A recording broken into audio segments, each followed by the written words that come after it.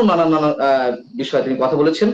আপনার কাছে আমার প্রশ্ন হচ্ছে যে, প্রথমেই যদি নির্বাচন নিয়ে প্রশ্ন করি, এপ্রিলে যে টাইম ফ্রেমের কথা তিনি উল্লেখ করলেন, কি হবে না হবে আমরা জানি না, সেই সময় নির্বাচন কতটা সুষ্ঠু পরিবেশে হতে পারে, কিন্তু তার এই বক্তব্যের উপরে রাজনৈতিক দলগুলো কতটুকু আস্থা রাখতে পারে, অথবা আপনি একজন রাজনৈতিক বিশ্লেষক হিসেবে কতটুকু আস্থা রাখছেন?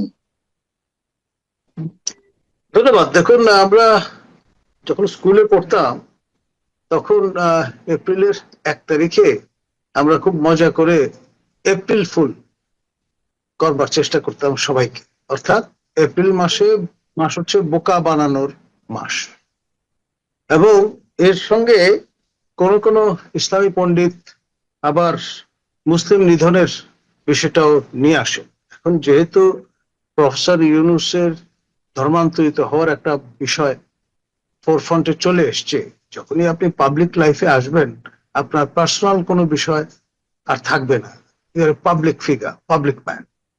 তো তিনি ভেড়াকে যখন বিয়ে করেছিলেন শর্ত সাপেক্ষে, অর্থোডক্স খ্রিস্টান হয়ে, আমার জানা মতে, এবং বাংলাদেশবাসী বলুন বিশ্ববাসী বলুন, কেউ তাকে কখনো হজে যেতে দেখেনি। এবং এবার একটা সুবর্ণ সুযোগ ছিল, যেহেতু তিনি রাষ্ট্রীয় দায়িত্বে আছেন, সেই কারণে সরকার প্রধান হিসেবে তার নেতৃত্বে যদি একটি হজ কাফেলা যেত তাহলে জনগণের সকল সন্দেহ দূরীভূত হতো। কিন্তু তিনি তা পরিহার করলেন। তার বদলে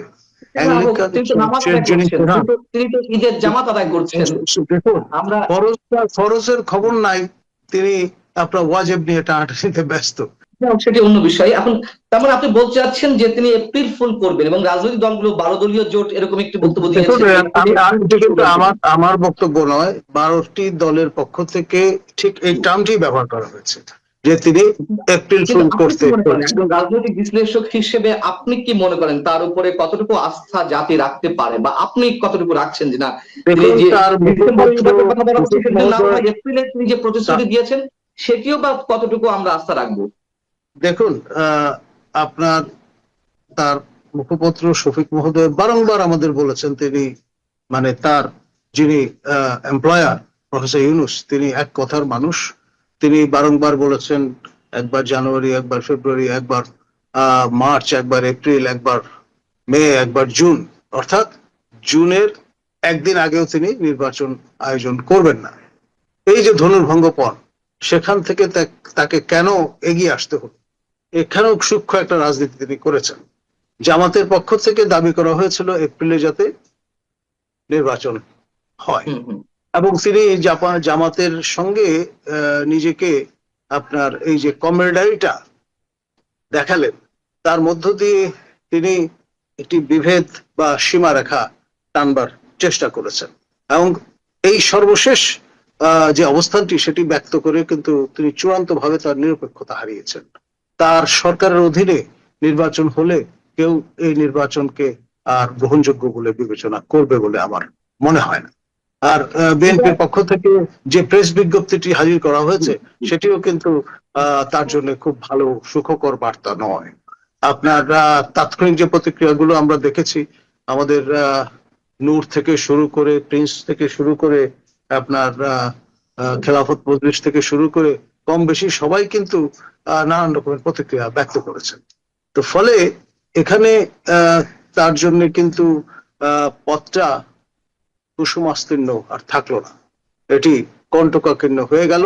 এবং আমার যথেষ্ট সন্দেহ আছে তিনি এই ডিসেম্বরের আগেই আপনার তার এই রাজাসন থেকে বিচ্যুত হন কিনা। আপনি যদি বলছিলেন যে বিএনপির পক্ষ থেকেও সন্দেহ প্রকাশ করা হয়েছে, তার উপরে আস্থা রাখতে নির্ভর করছে না আর কি। তো এখন কি আমাদের জন্য সময়টি আরো জটিল হয়ে উঠলো?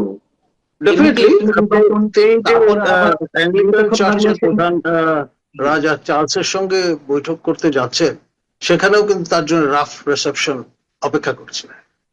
আপনার কমিউনিটির পক্ষ থেকে যে সম্বর্ধনা দেওয়ার কথা ছিল সেটা নিরাপত্তাজনিত কারণে ইতিমধ্যে বাতিল করা হয়েছে।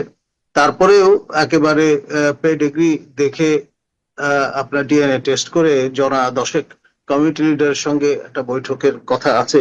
এখন দেখা যাক শেষ পর্যন্ত সেটাও আয়োজন করা যায় কিনা। এখন এই যে দেউলিয়ত্ব, এই ধরনের দেউলিয়ত্বের অবস্থায় এর আগে কোন সরকার বা রাষ্ট্রপ্রধান করেছেন বলে আমার মনে হয় না। সিকিউরিটি ইস্যু এর পিছনে শো করা হচ্ছে, এর পিছনে কি অন্য কোনো পলিটিক্যাল কোনো কারণ থাকতে পারে, বা রাষ্ট্রের অন্য কোনো সমস্যা লন্ডনে? দেখুন, মানে একটি বিশ্বস্ত সূত্রে এটাও জানা গেছে যে আমাদের বিএনপির কর্ণধার লন্ডন প্রবাসী তারেক জিয়া তিনিও কিন্তু আপনার অনাগ্রহ দেখিয়েছেন প্রফেসর ইউনূসের সঙ্গে বৈঠক করবার ক্ষেত্রে।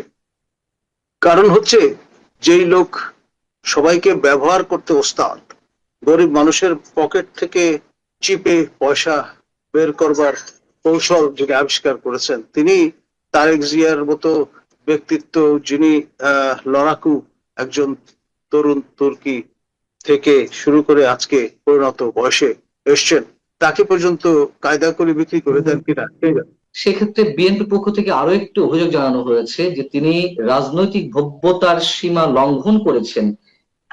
এই বিষয়টিকে আপনি কিভাবে মূল্যায়ন করবেন? আমি যেটি বলবো, যে অনির্বাচিত ব্যক্তি হয়েও তিনি যেভাবে এই চট্টগ্রাম বন্দর ইস্যুতে যারা প্রতিবাদ করবেন, বাধা দেবেন, তাদের প্রতিহত করবার ঘোষণা দিয়েছেন, আহ্বান জানিয়েছেন। এখন জনগণের বিরুদ্ধে নিজেকে দাঁড় করানোর যে ইন্টেন্ট বা এরাদা তিনি ব্যক্ত করেছেন, তার মধ্য দিয়ে তিনি কিন্তু নিজেকে গণধিকৃত একটি অবস্থানে দাঁড় করাবার চেষ্টা করেছেন, যা কখনোই কাম্য হতে পারে না। একটি অবাধ, সুষ্ঠু, নিরপেক্ষ নির্বাচন তিনি উপহার দিতে পারবেন, বা সেই সরকার উপহার দিতে পারবে যেটি শতভাগ নিরপেক্ষ। আপনার প্রফেসর ইউনূসের যে স্বপ্নের রাজনৈতিক দল, যেটি ক্রমে আপনার বেড়ে উঠছে, সেই দলের জন্য তিনি আপনার আরো 4 মাস বাড়িয়ে নিলেন দল গোছানোর প্রয়োজনে।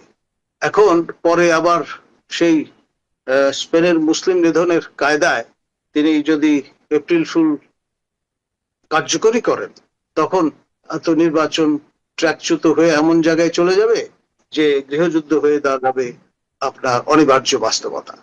এখন এই যে যুদ্ধের হুমকি তিনি দিচ্ছেন চট্টগ্রাম বন্দর ইস্যুতে, এখন ভাবটা এরকম যে চট্টগ্রামের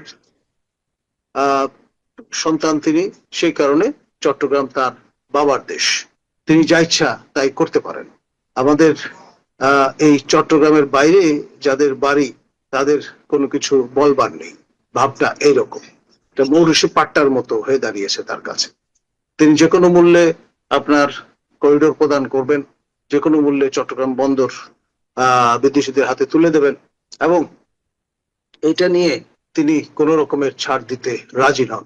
আসলে মূল বিষয়টা হচ্ছে, তাকে যারা ক্ষমতায় বসিয়েছে তাদের এজেন্ডা বাস্তবায়ন তার লক্ষ্য, এবং তিনি যদি সেটি ডেলিভার করতে না পারেন, ডেফিনেটলি তার এমপ্লয়ার যারা, তারা তাকে সেখানে হয়তো দেখতে চাইবে না। সেটা তার মাথায় আছে। সেই জন্যই তিনি ভব্যতা, সভ্যতার আপনার সকল রকমের সীমা পরিসীমা পরিহার করে আপনার নির্লজ্জ চেহারায় কান কাটা অবস্থায় জাতির সামনে আবির্ভূত হয়েছে। প্রফেসর কলিমুল্লাহ, আরো একটি স্পর্শকাতর প্রশ্ন আপনার কাছে রাখতে চাই। সেনা প্রধানত করিডোরের বিরুদ্ধে কথা বলেছেন রাষ্ট্রের স্বার্থে, এবং একই সঙ্গে বন্দর বিদেশিদের হাতে তুলে দেওয়া হবে না, সেই সতর্ক বার্তাও তিনি দিয়েছেন সবার উদ্দেশ্যে।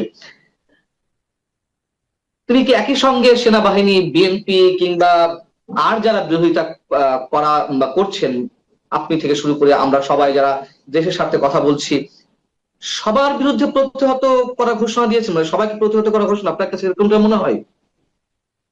দেখুন, প্রফেসর ইউনূস যেহেতু বিদেশি স্বার্থের প্রতিভূ, সেই কারণে তিনি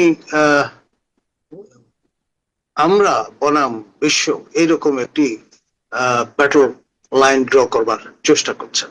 আমাদের মাননীয় সেনাপ্রধান জেন্টলম্যান পার এক্সেলেন্স, এবং সেই পারিবারিক ট্র্যাডিশন আছে বলেই তিনি কিন্তু আজকে দুপুরে সস্ত্রীক আপনার মাননীয় প্রধান উপদেষ্টার সঙ্গে ঈদের সৌজন্য সাক্ষাৎ করতে গিয়েছেন এবং তার দিক থেকে ইটস এ গুডউইল জেস্টার।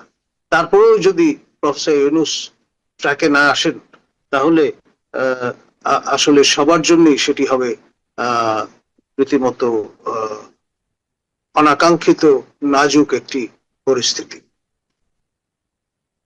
আপনার কাছে আমার শেষ প্রশ্ন, ঈদের পরে অনেক ধরনের কানাঘোষা চলছে, টার্বুলেন্ট সিচুয়েশন তৈরি হবে দেশে, একটা অস্থিতিশীল অবস্থার মধ্যে বাংলাদেশ যেতে চলেছে খুব শিগগিরই। আপনি কি এমনটা মনে করছেন, নাকি এগুলো সব গুঞ্জন কিংবা রিউমার, প্যানিক সৃষ্টি করার মতন কিছু?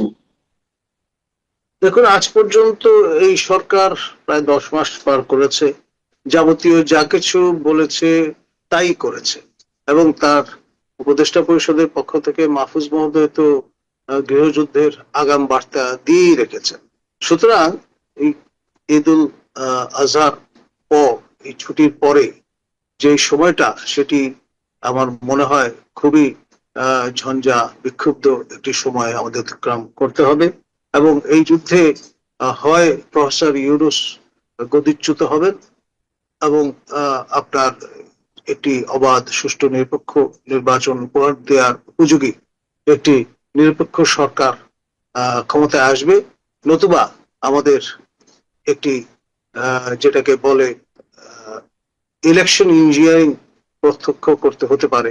ইলেকশনের নামে দেখা যাবে যে এই 21st সেঞ্চুরির সবচেয়ে বড় ফার্স আমাদের প্রত্যক্ষ করতে হচ্ছে। আমরা চাইব দেশ লাইনচ্যুত না হোক, ট্র্যাকে থাকুক এবং এই কোনো দলের নেতৃবৃন্দের ভাষায় এই সিন্ধাবাদের বুড়ো দত্ত, বিশেষ করে আমাদের বিএনপির জ্যেষ্ঠ নেতা মির্জা আব্বাস, তিনি বলেছেন, এই তুলনাটি দিয়েছেন যে সিন্দাবাদের বুড়ো যাতে আমাদের ঘাট থেকে নেমে যায়, জাতি পরিত্রাণ পায়। আপনি এই মুহূর্তে যে কথাগুলো বললেন তার মধ্যে তিনটি বিষয়। একটি হচ্ছে যে ডক্টর ইউনূস গদিচ্যুত হতে পারেন, সেই সম্ভাবনা রয়েছে। আরেকটি হচ্ছে যে তিনি অবস্থায় থেকে একটা ইঞ্জিনিয়ারিং এর মধ্য দিয়ে একটা ইলেকশন তিনি করতে পারেন। আরেকটি বলেছেন যে একটা নতুন সরকার আসতে পারে। তিনটেই কাছাকাছি। একটা হচ্ছে ইলেকশন ইঞ্জিনিয়ারিং করলে তিনি, তার বিরুদ্ধে জনরোষ তৈরি হবে, সেখান থেকে তার গদিচ্যুত হতে পারে, আবার সেখান থেকে তোমার নতুন সরকার গঠন হতে পারে। আপনি কি আরেকটু ক্লারিফাই করবেন আমাদেরকে যে কি হতে যাচ্ছে, মানে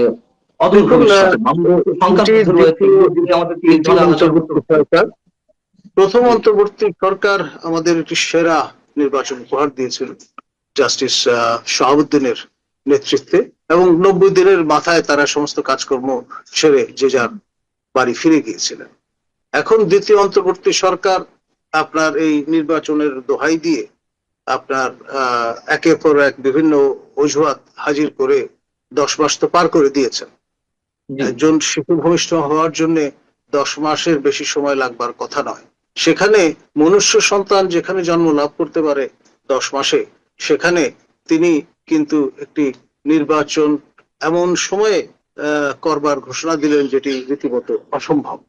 সুতরাং এই রকমের মুখে শেখ ফরিদ বগলি ইট রেখে যার চলা, পথ চলা, তার ব্যাপারে আসলে ন্যূনতম আস্থা কারো রাখবার কথা নয়।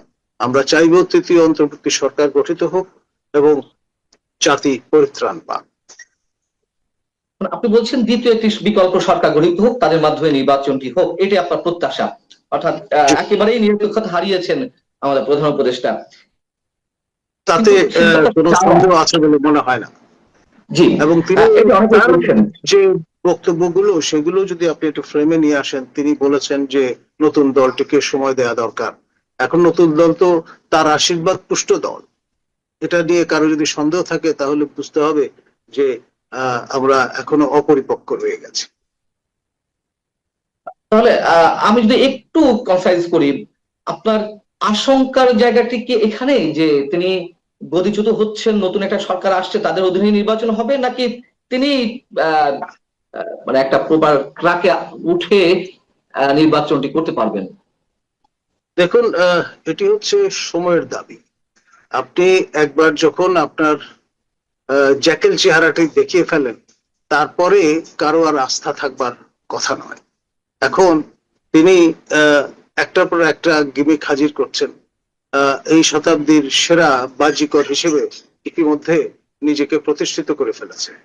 আর যাই হোক, মানুষ জাদুকর বা বাজিকরের দ্বারা চমকিত হতে পারে, কিন্তু কখনোই আস্থা স্থাপন করে না।